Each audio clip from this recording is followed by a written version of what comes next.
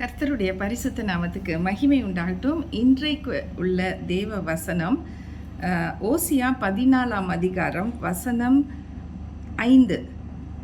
நான் இஸ்ரவேலுக்கு பனியைப் போல் இருப்பேன், அவன் லீலி புஷ்பத்தை போல் மலருவான், லீபனோனைப் போல வேரூன்றி நிற்பான்.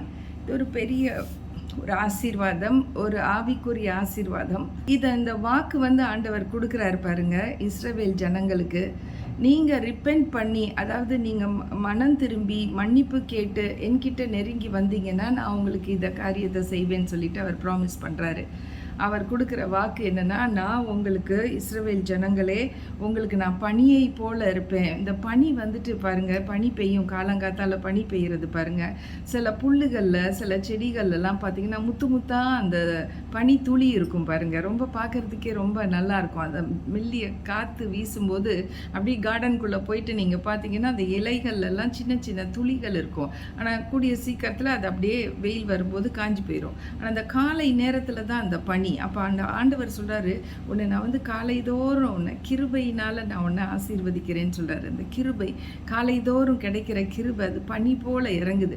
இது ஒரு ஆவிக்குரிய சத்தியம், ஆவிக்குரிய மறுமலர்ச்சின்னு சொல்லலாம். இந்த ஆவிக்குரிய ரீதியாக அவங்க எல்லாம் மனம் அடிவடைந்து அவங்க ஆண்டவர்கிட்ட தூரம் போகும் பொழுது எல்லாம் ஒரு ஆரிட் ஆயிடுச்சு. அந்த நிலம் காஞ்சி போயிடுது. நிலம் விரிசலாகி ஒரு டெசர்ட் மாதிரி ஆயிடுது. என்னென்னா ஒரு பாலைவனம் மாதிரி ஆயிடுது. ஆனால் அந்த பாலைவனத்தை சோலை மாதிரி ஆக்கிறதுக்கு தேவனால் தான் கூட. அவர் சொல்கிறார், நான் உனக்கு பனியை போல இருப்பேன். அப்போ என்ன ஆகுனா, லீலி புஷ்பத்தை போல நீ மலருவ. லீலி புஷ்பம் டக்கு டக்கு டக்குன்னு மலர்ந்துரும் பாருங்களேன். ரொம்ப அழகாக இருக்கும் லீலி புஷ்பம். எங்கள் வீட்டில் கூட ஒரு லீலி புஷ்பம் ஒரு பல்பு வச்சுருக்கேன், நட்டு வச்சுருக்கேன். இட் வில் ஃப்ளரிஷ் சூன். அப்போ அது பூ பூத்து அது மலர்ந்து அது டக்கு டக்குன்னு பூக்கும் பாருங்களேன். அந்த மாதிரி உன்னோட ஆவிக்குரிய வாழ்க்கையிலையும் சரி, உன்னுடைய உலக வாழ்க்கையிலும் சரி ஒரு மறுமலர்ச்சி வரும். அதுக்கு நான் பனியாக வரணும். அந்த பனியாக நான் உன்னை ஆசீர்வதிக்கணும்னா நீ மனம் திரும்பணும். நீ தேவனிடத்தில் மறுபடியும் ஆண்டவரே, நான் செய்த தவறுகள், நான் செய்த பாவங்களை எனக்கு மன்னிங்கன்னு சொல்லும் பொழுது கர்த்தர் மறுபடியும் மனம் உங்களை அவங்க ஏற்றுக்கொள்கிறாரு. அது மாதிரி தான் இன்னைக்கு நம்ம லீலி புஷ்பத்தை போல மலரணும், லீபனோனை போல வேரூன்றி நிற்பான். அந்த பாருங்க, அந்த பனி நிமித்தம் அந்த பனி பெய்யும் போது அது வேறு வரைக்கும் போகுதான். வேரூன்றி நான் அடித்தளத்துக்கு வரைக்கும், அந்த கிரவுண்டோடைய பாட்டம் வரைக்கும் அந்த பனி போகுது பாருங்க. அதோட பவர் பாருங்க, கீழே வரைக்கும் போய் அது வேருக்குள்ளே போய் வேரூன்றி நிற்கத்தக்கதான ஒரு லீபனோவை போல, லெபனான் ஃபாரஸ்ட், அது பெரிய காடுகள் போல இருக்கக்கூடிய மரங்கள் நிறைந்த ஒரு இடம். அப்படி உள்ள ஒரு செழிப்பையும் ஒரு வளர்ச்சியும் உனக்கு ஒரு மறுமலர்ச்சியும் நான் செய்ய போகிறேன். நான் உனக்கு பனியை போல் இருக்க போகிறேன்னு ஒரு சரியான ஒரு பெரிய ப்ராமிஸ் பாருங்கள். Spiritual restoration. It's a promise for spiritual restoration. இன்றைக்கி நம்மளுடைய ஆவிக்குரிய வாழ்க்கையில் நம்ம நொந்து போய் நம்ம ஆண்டவர்கிட்ட தூரம் போய் ஆண்டவரோட கோவிச்சுக்கிட்டு, ஆண்டவரை நீங்கள் என் ஜெபத்துக்கு பதிலே கொடுக்கல, நான் உங்கள் மேலே கோவம்னு சொல்லிட்டு ஆண்டவரோட பேசுகிறதில்ல, பழகிறதில்ல, அவரோட வேதத்தை வாசிக்கிறதில்ல, ஜெபம் பண்ணுறதில்ல. இப்படி இருக்கக்கூடிய சூழ்நிலையில் ஆண்டவர் அவர் மௌனமாக இருப்பார். எப்போ மனமாற்றம் இவங்களுக்கு வருதோ அப்போ நான் பனியை போல் வருவேன்னு சொல்லி அவர் ப்ராமிஸ் கொடுக்குறாரு பாருங்க. நம்ம ஒரு ஸ்டெப் எடுத்து வச்சா அவர் 10 ஸ்டெப் எடுத்து வைப்பார். நம்ம தேவனை தேடி வரும் பொழுது அவர் உடனே ஓடி நம்மளை அணைத்து முத்தமிட்டு நம்மளை சேர்த்து கொள்கிற தெய்வம் தான். அவர் எப்பொழுதும் நம்ம மேலே கோபமாக இருக்க மாட்டார்.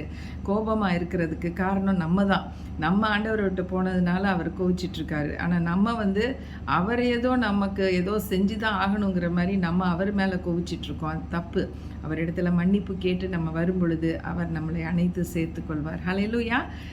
கர்த்தரிடத்துல ஜெபிப்போம். நல்ல ஆண்டவரே, இன்னைக்கு கூட ஆவிக்குரிய ரீதியாக யாரெல்லாம் ஆண்டவரே அப்பா பின்மாறி போய் ஆண்டவரை மறுதளித்து ஆண்டவரோட ஒரு ஐக்கியம் வைக்காமல் ஆண்டவர்கிட்ட தூரம் போயிருக்கிறாங்களோ அவங்களுக்கு தான் இந்த செய்தி.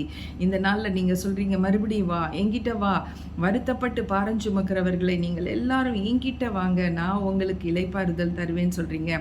S Lord. ஆண்டவரே, வருகிற ஒவ்வொருவரையும் நீங்கள் சேர்த்துக்கொள்ளுங்க. இந்த வீடியோ பார்த்து உங்களுடைய சமூகத்தில் ஆண்டவரே என்னை மன்னிச்சிருங்க, நான் இந்த காரியங்களெல்லாம் நான் உமக்கு பிரியமானதை எதுவும் செய்யலை, ஆனால் இப்போ வர்றேன் ஆண்டவரே, எனக்கு நீங்கள் பனி போல் இறங்கி எனக்கு ஒரு மறுமலர்ச்சி கொடுங்க, என் வாழ்க்கையில் ஒரு ஒரு மாற்றத்தை கொடுங்க. என்னுடைய எல்லா நெகட்டிவிட்டிஸும் என்னோடய வாழ்க்கையிலேருந்து போகணும், டிப்ரெஷன் போகணும், எல்லா விதமான வேதனை தரக்கூடிய காரியங்கள் எல்லாம் என் வாழ்க்கையில் இருக்குது. குடி இருக்குது, வெறி இருக்குது, அப்பா காம விகாரம் இருக்குது, இதெல்லாம் நீக்கி போட்டு என்னை சுகபத்திரமாக மறுபடியும் சேர்த்துக்கொள்ளுங்க. நான் லீலி புஷ்பங்களை போல், லீபனோனை போல் வேரூன்றி நான் நிற்கணும் ஆண்டவரே.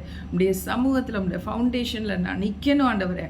எனக்கு உதவி செய்யுங்க இயேசுவின் நாமத்தில் பிதாவே. ஆமென், ஆமென். ஆண்டவரே, இப்படிப்பட்ட ஜெபத்தை கேட்ட ஒவ்வொருவருக்கும் நீங்கள் பதில் கொடுங்க, ஆசீர்வதிங்க. Thank you friends for joining us and God bless you all.